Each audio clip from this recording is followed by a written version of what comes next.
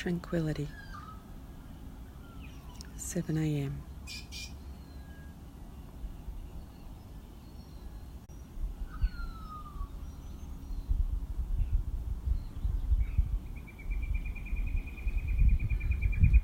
Main order of the day today is recording podcasts. I'm starting a podcast called Learning Uncut, which is launching in early June, starting it with co-host Karen Maloney, and also our technical person on the team is Amanda Ashby, and we're interviewing people in learning and development about a specific project or initiative that they've undertaken in their work to showcase their work, to learn about what went well, get tips and practical advice for others, perhaps what they do differently next time. So we've done 2 episodes so far, and we're doing 4 this week, 3 today.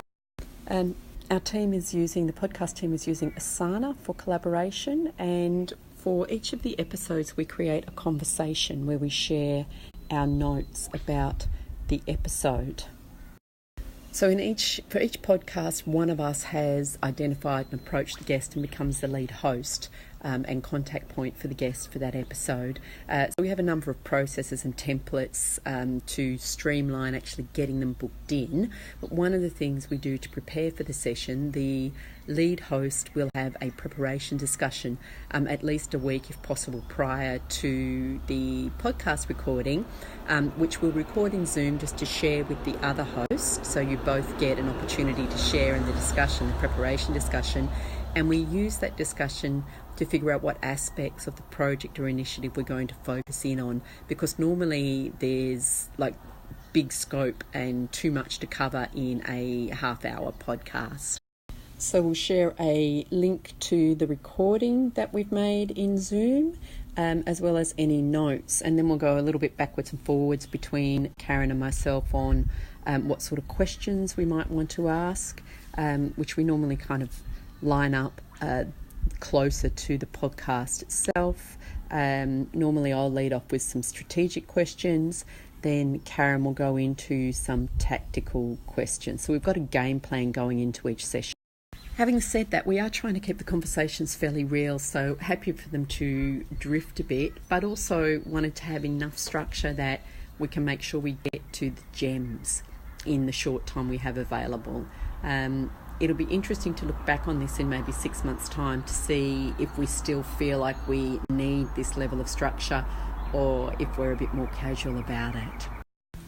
So it's still 1 hour and 40 minutes before we start today's podcast recordings, but I've decided to set up my little temporary studio ahead of time today and not leave it to the last minute, which is often the case. As I'm travelling this year, every time I do a recording, I'm in a different place. So of course, always important for me to make sure I've got good Wi-Fi, which I certainly do in this case, but then to pick a spot that is going to be relatively quiet and to set up everything I need around me. I'll show you what that looks like today. So I find an area which is relatively quiet. In this case, I'm sort of tucked away from the entry. We're not near any major roads or anything, so there won't be too much issue with background noise. And what I do is I've got a cardboard box which I put up to create a frame, and then I've got these soundproofing tiles that I just set up inside the box to create a little bit more protection from ambient noise, because my microphone, which is a Yeti Blue, this guy, plugs into my computer via a USB connection. It's very sensitive, so this helps keep down the background noise. I've copied all of the questions and notes for each session onto my iPad, so I can use that to refer to, and a notepad to keep track of any thoughts that strike me to follow up on during the session, or some key quotes, some of those gems that come out that I might want to tweet about. It's the rear of my little recording studio. This is a really neat feature of this property we're staying in. This opens up, kind of unhinges here, opens right up, and there's a bar here, so there's like a little coffee bar area or outdoor bar area off the kitchen, which is really cool. And this is one of the outdoor areas with a bench. This is where I'm about to sit or lie in the hammock here to do a little bit of work. I've got my coffee set up, but it's sort of like working in a relaxed way, chilling out here. Let's see how much I get. Now, this blend, if it is delivered properly, and facilitated well by the teachers would ensure that the students actually left with the skills that...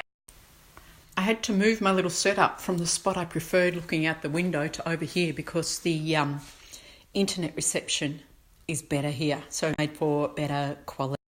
Okay, so we've got 2 recordings done, 1 to go. So we're actually recording them in Zoom. One of the reasons for that is that platform seems to be very good at getting through corporate firewalls. So it plays nicely with lots of internet connection in different settings.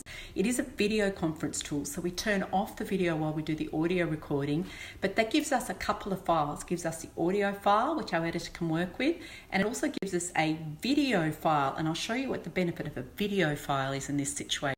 So I'm uploading one of the videos to YouTube because from YouTube you can get a transcript.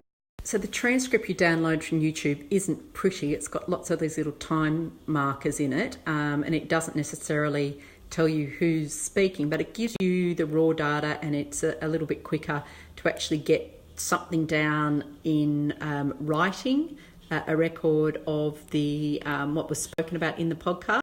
But then we can work with tidying it up. So we're going to outsource getting a first cut done to get rid of all the time markings, for instance. And then one of the interviewers, probably the lead interviewer, can do a bit of a tidy up, make sure we put in the initials of whoever's spoken. And we can do things like highlight key quotes that we might want to use for social media. And we can publish from an accessibility perspective, publish the full version of the transcript with the show notes.